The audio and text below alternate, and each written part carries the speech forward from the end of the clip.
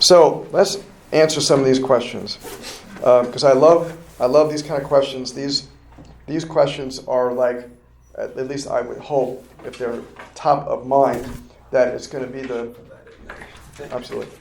it's going to be something super important. So the first question is, do I need to get Webster certified to use Webster in practice? No, you do not need to get Webster certified.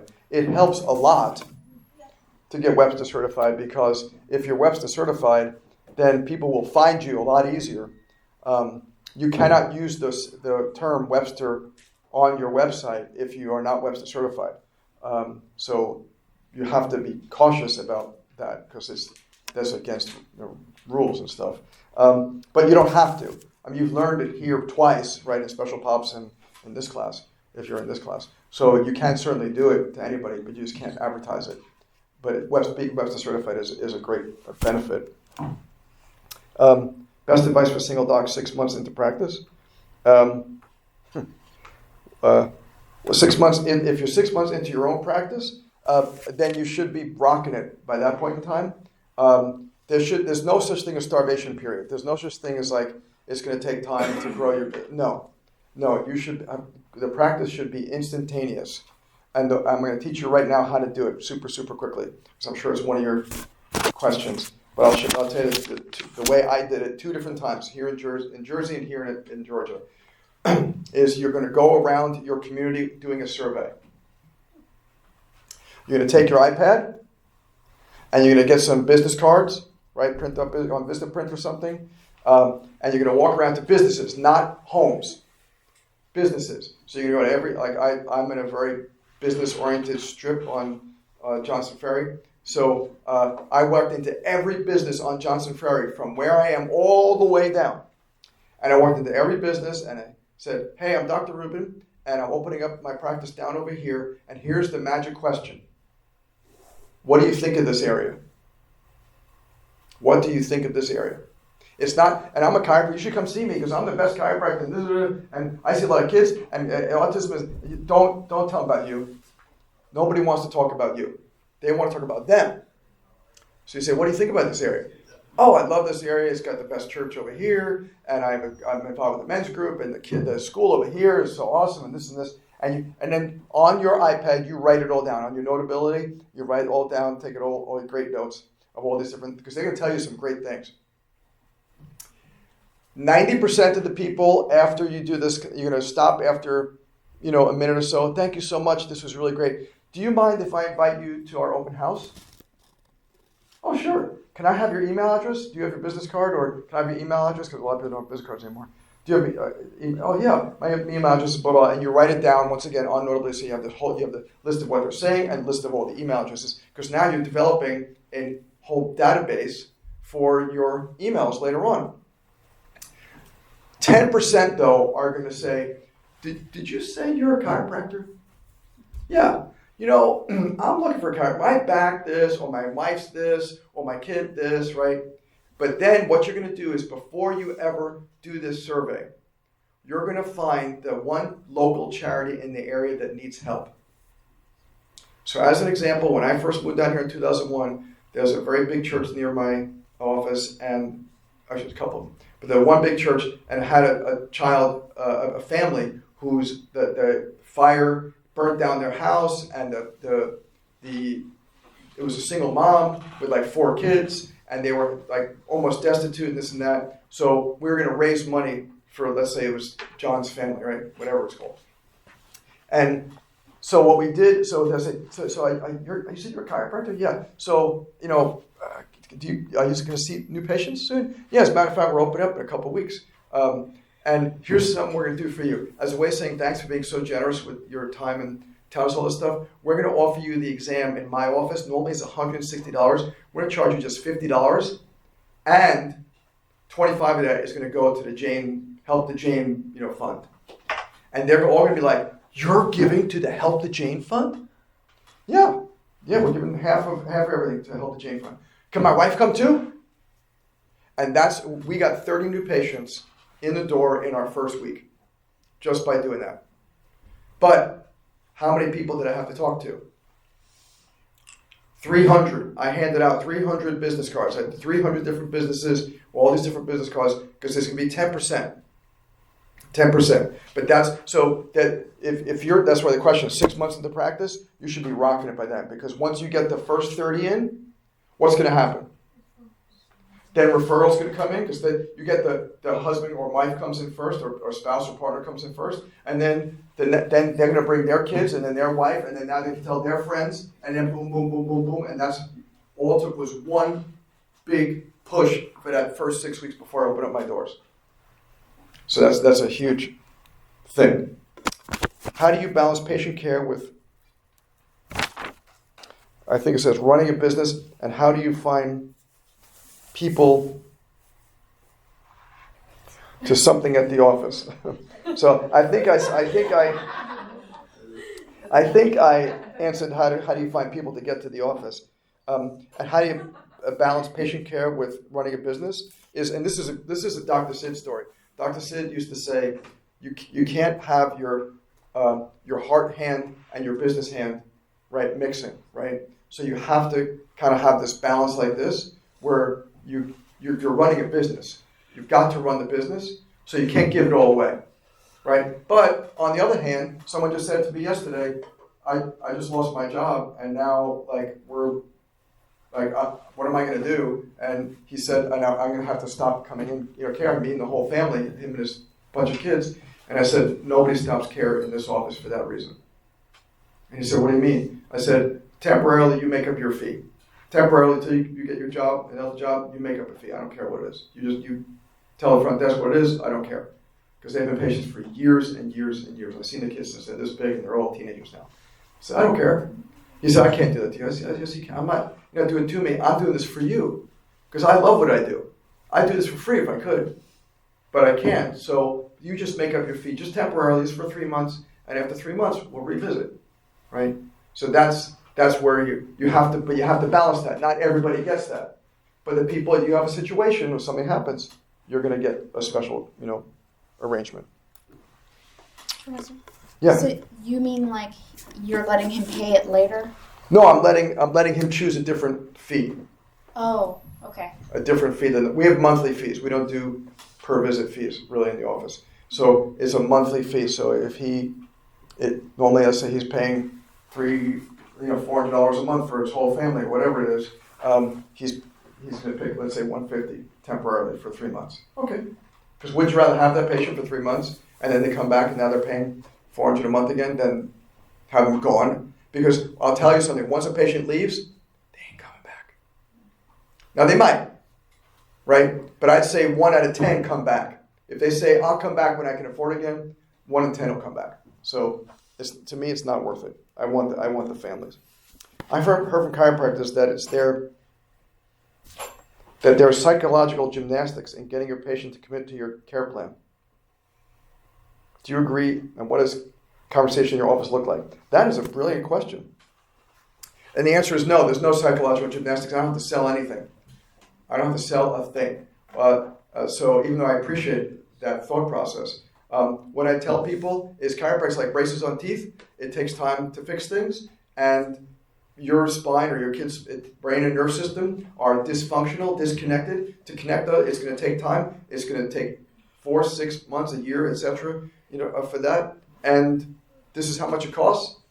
You ready? So there's no gymnastics. I don't have to sell anything. Because here's something that I think is so important. C.J. Mertz said this a long time ago. They're in till they're out. If they are physically in your office, you got to sell them out. You got to mess up for them not to stay in your office, right? So don't think that you have to create some sort of psychological gymnastics to make them come. Once they're there, they're in your care. Now, just make it affordable and do the right thing, right? So that's a great question. Thank you for asking that. What would your biggest advice be for opening a peds office? My biggest advice, well, you're already doing one of the best things right now, which is taking peds classes, right? I would absolutely recommend taking more peds seminars outside, whether it's ICPA or some of the other things out there. Immerse yourself, because I'm going to tell you the way I built my pediatric practice is through here.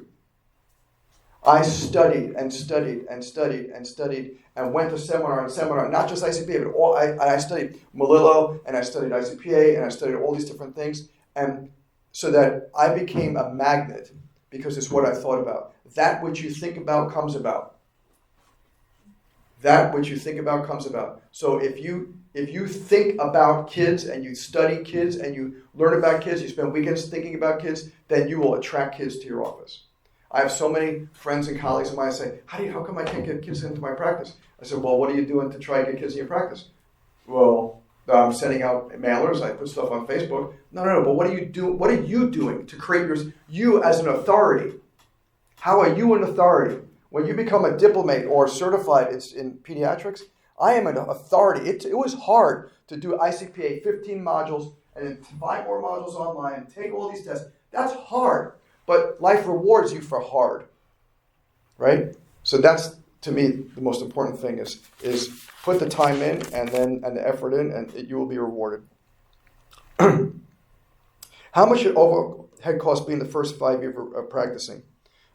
So overhead costs should be, in the beginning, it's going to be 50%.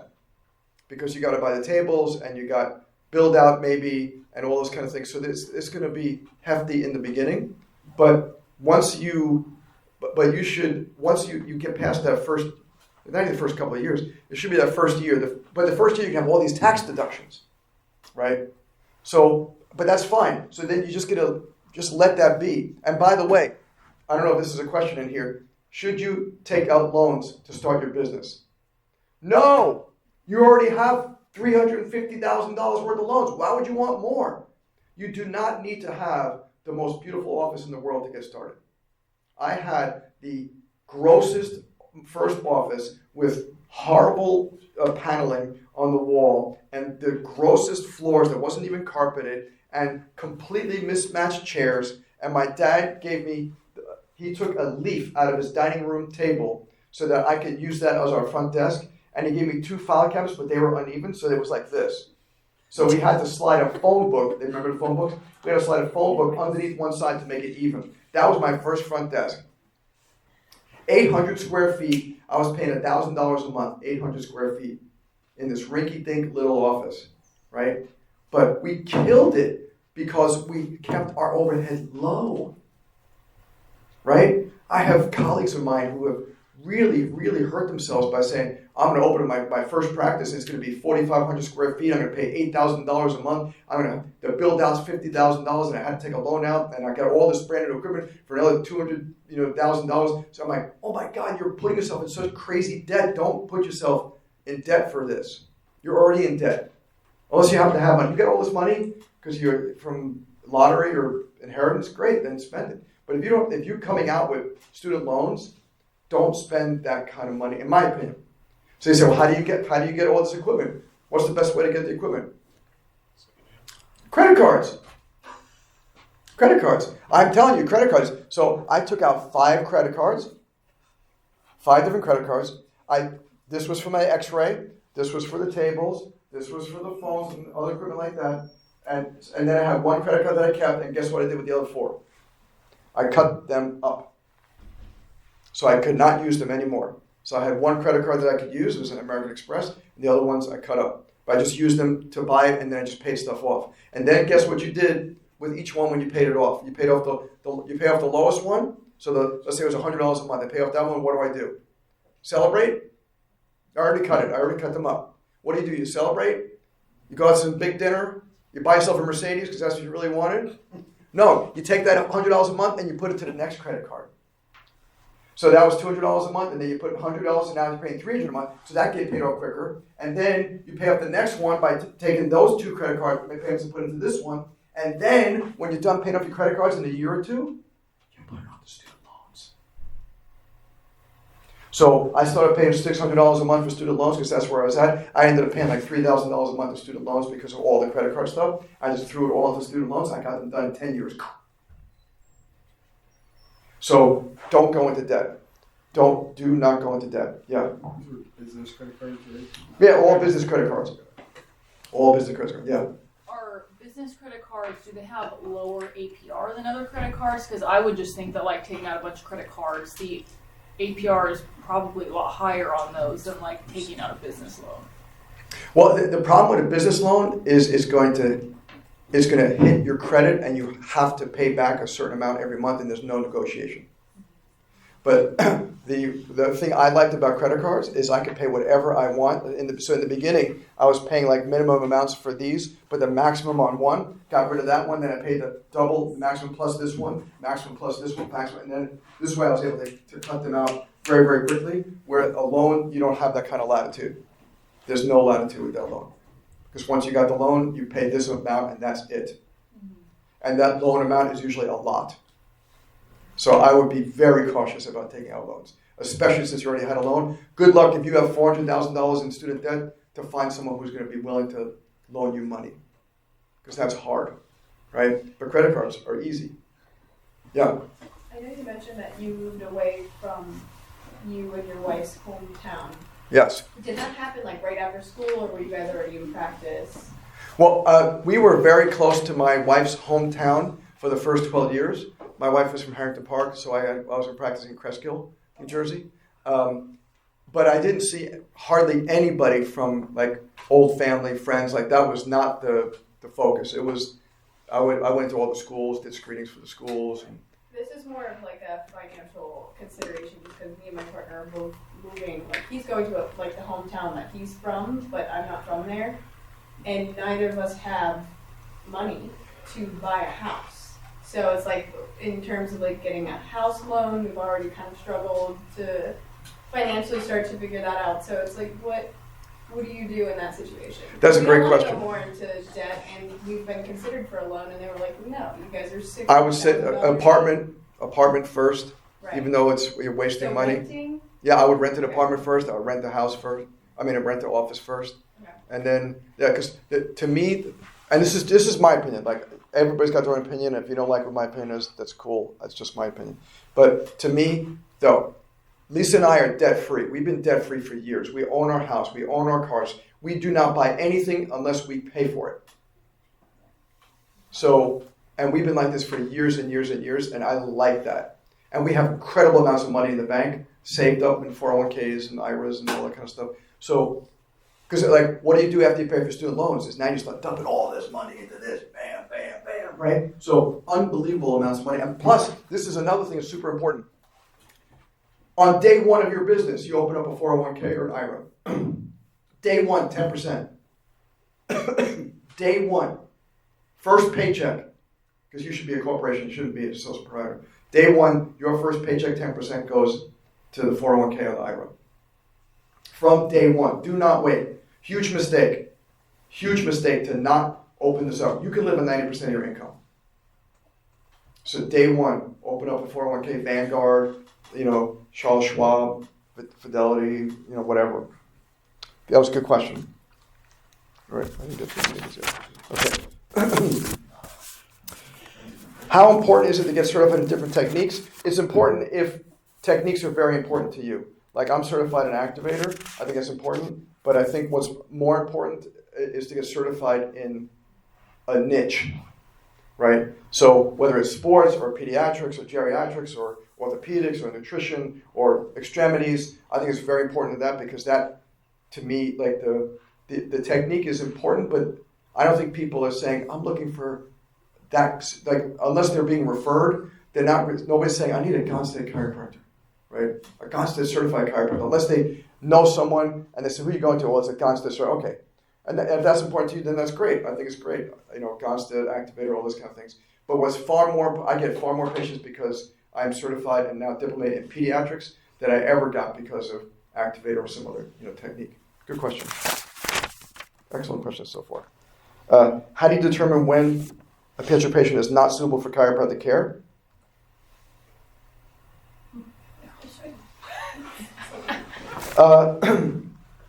I think almost every kid is suitable for chiropractic care, depending upon what your care is, right? So you get a kid with osteogenesis imperfecta, I am not doing Gonstead on this kid, right? So if that's your protocol, then I would not work on them, right?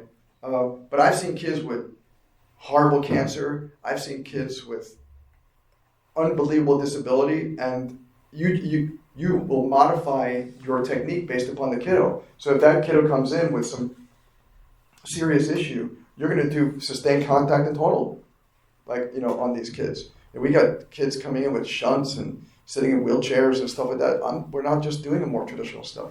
So everything is really relative on the kid.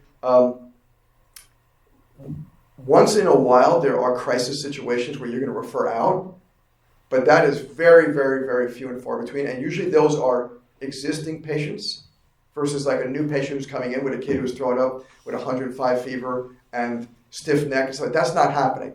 But they're coming in post-meningitis, right? My kid had meningitis and now they haven't really recovered, and now there's a different story. Yeah.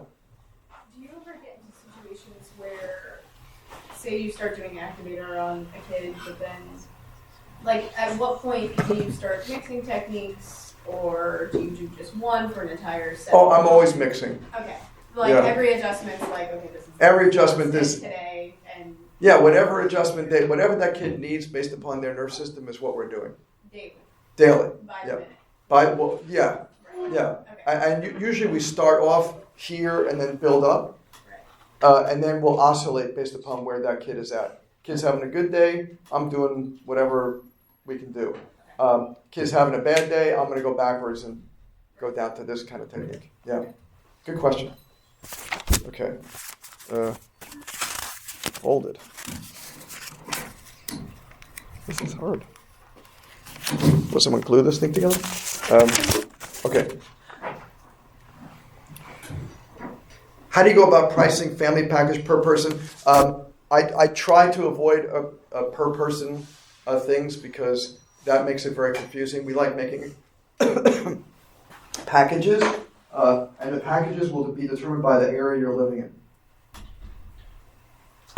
So if you have a practice like one of my friends on Central Park West, right in New York City, where the rent is like $5,000 a month for a small office, you're charging a whole lot more than if you're in rural Georgia, where you're gonna have to charge a whole lot less. So my suggestion is always look at what other chiropractors are doing. Look at what Medicare is paying in that particular region. You can go on your region through zip code and find out what they're paying, and then kind of create a monthly. To me, the best thing to do is to create a monthly plan, because we don't do any insurance except for PI cases. So create some kind of a monthly plan that's affordable, right? That's affordable for that particular area, like based upon that particular demographics. So if your demographics are very high, you'll charge more. If your demographics are less, you'll charge less. Good question. Okay. Did you go into your own practice right away, or were you an associate? I associated first. I'm going to tell you, I made a very poor decision on associateships, even though the guy was nice enough.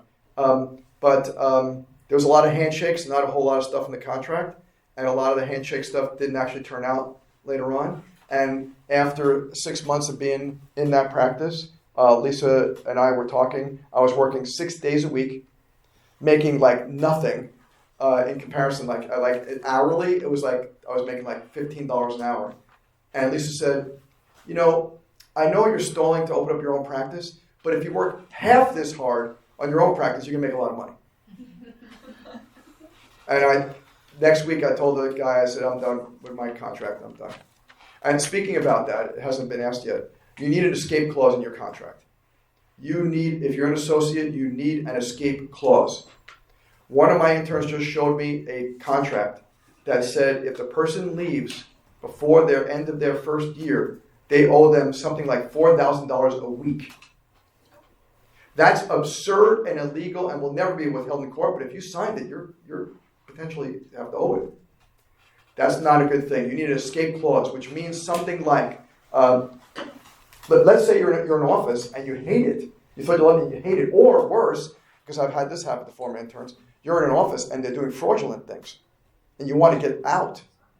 You have a 30 days escape. Like, I can leave your office for any reason if I feel that it is not the right office for me, as long as I provide 30 days or 60 days or something, not having to wait to the end of the year or 2 years or whatever your contract is, right? So you gotta have an escape clause. Most important thing there. And don't no escape clause should be attached to money.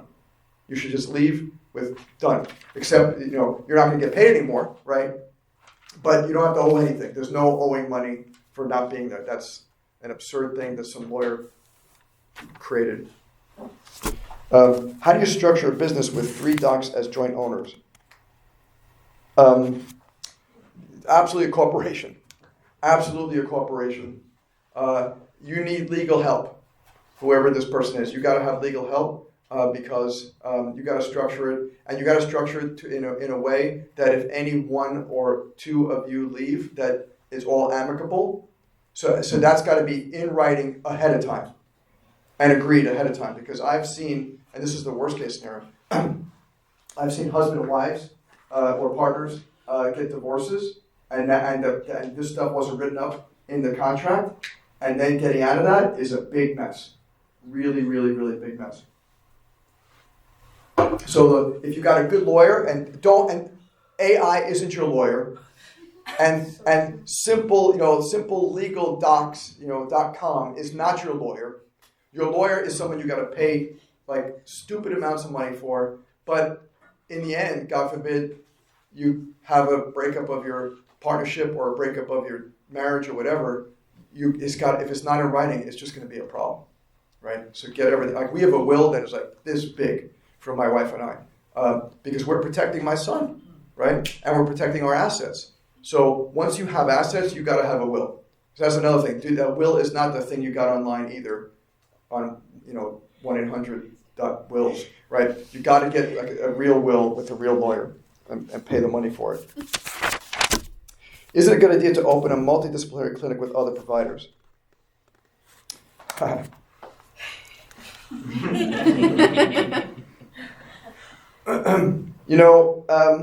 It depends on what you mean by multidisciplinary clinic.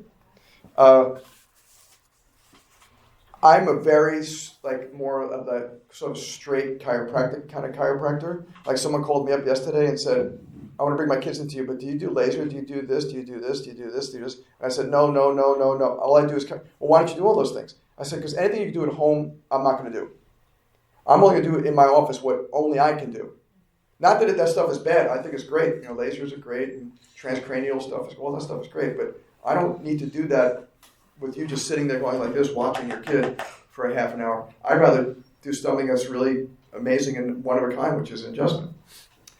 So multidisciplinary, if you have people who are going to do like an OT and a PT, if you're going to help those kids in your practice, and speech therapists, that might be really good.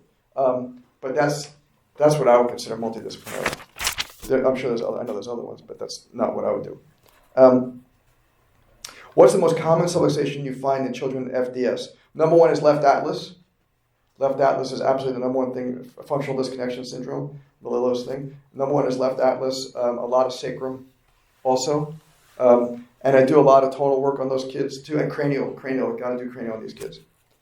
How do you effectively communicate the value of ongoing pediatric chiropractic care to parents without sounding sales-driven or pushy? Just like I said earlier on, like, my office is an open book, so I have no sales tactic.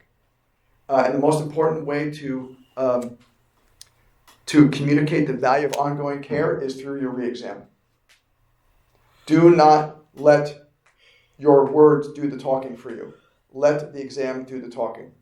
As I've said to you before, we've had patients who've come in who've said, my daughter isn't getting any better. And then we do the re-exam, and the eyes are better, the primitive reflex is better, the balance is better, the posture is better, the HRV is better. And I show them, and I go, look at this, look how much better it is. And wow, look how much better my daughter is. Where 10 minutes ago, 15 minutes ago, they were saying, we're not seeing any changes. Now they are, because you let the exam do the talking for you. Don't try. So you're not satisfied? Well, tell me why you're not satisfied. Oh, well, it's going to get better. It's just, you got to give it more time. That's what it is. You got to give it more time, right? You come up with these excuses. Don't fall into that trap, because it's not going to work.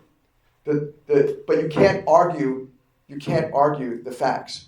Like, remember her HRV? It was way down over here. Now it's over here. Remember that? Remember all the reflexes? They were +3s and +4s. Now they're +1s or 0s. Isn't that amazing? Look at her balance. This one kid yesterday, her balance was 39 on the left and like 70 on the right her first visit. And yesterday it was like 45 and 55. Like, wow, what a difference in her balance, right? In 10 adjustments. That's amazing. And that's what you focus on. and you sell the exam findings, not like why they should continue care. That's to me the key thing. Excellent question. Repayment of student loan recommendations. I told you how to do it. Is you're paying off your credit cards. When you pay off all your credit cards, all that money that was paid, that you opened up your business with now goes to student loans. So your goal should be pay off your student loans as quick as possible, 10, 12, 15 years. What would be your top 1 to 2 recommendations for starting out in practice for a chiropractically oversaturated area? Excellent question. Here's the thing. There is nobody but you on the planet. So it's not oversaturated with you. You are you, and you are an individual, and you are special and unique. So even though there's a million chiropractors in Atlanta, New York, Chicago, Philadelphia, San Francisco, wherever you happen to go, there's a million chiropractors, but there's only one you. But be the best you can be by building a niche. Like for me, it's pediatric chiropractic and then especially autism, right? So half of my patients are kids on the spectrum. So that's how I built my niche, is because I was the best I could be. I went to the top of becoming a diplomate, and then I focused on autism, and now that's what I attract, right? But it's all about focusing on you. There's only one you. What big thing do most people forget to negotiate on an associate contract? I mentioned that to you, and that's the number one thing is the escape clause. What's the biggest piece of advice you would give to a student who wants to open a pediatric practice after graduating? Is, like I told that to you also, take more ICPA classes or other pediatric classes, Melillo, Carrick. What is the best way to navigate interest in becoming a partner at a practice where the doc has been a solo doc for 10 years? I would see if you can become an associate at that office or peak in that office if you can, and then become invaluable to that doc. Because to me, if someone says to me, I really want to work for you, I would say, show me. You show me. Prove it. Right? You want to really work for me? Then show me that you're building my practice. Show me that you're making my practice better with you in it. Right?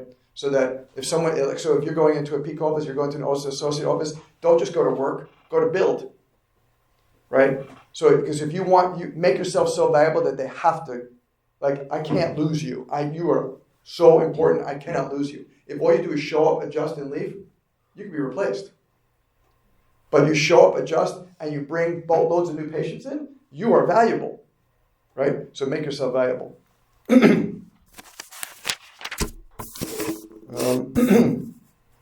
Excuse me. What's the single greatest thing you've done that caused success as a pediatric chiropractor? Is focus.